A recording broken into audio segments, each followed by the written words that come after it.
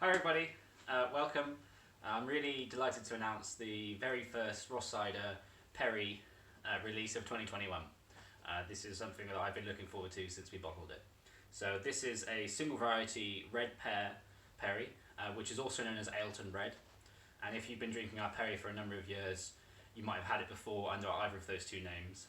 But we've had a good few years go by where we didn't get any fruit from our trees. We've got 5 red pear trees and they're all very tall, but red pears, they're quite small. They're about half the size of a blatantly red if you've ever seen one of those, so you have to get quite a lot of pears to get a decent crop. But in 2019, October 2019, we managed to pick enough for 2 of our small barrels, so 440 litres, and they were just fermented wild, the way we do everything, with small amount of sulfite added to protect the fermentation, but absolutely nothing else, until last September, where we tasted it and we basically said, wow, what a fantastic vintage for red pear. The flavour is so delicate, subtle, clean, enjoyable. It's sort of characterised by like a creaminess and a nuttiness, with then some pear drop coming in after that. It's quite a unique flavour, I think, for a pear.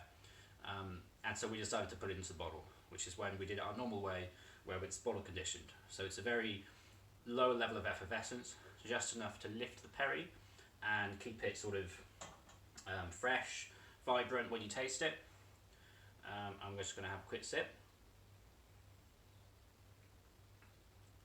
Yeah, so it's like I said, there's just a little bit of sparkle, a big creamy texture the whole way through, and then a finish that's very soft, so no astringency, really low bitterness, mostly just the prickle of that little bit of carbon dioxide from the conditioning.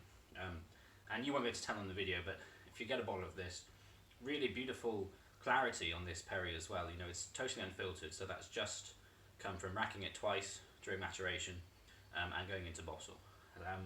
It's drawn really nicely. So keep your eye out for it. It will soon be available from probably where you get your cider already. Most people are already picking up on this, and we're definitely going to try and get it out as far as we can.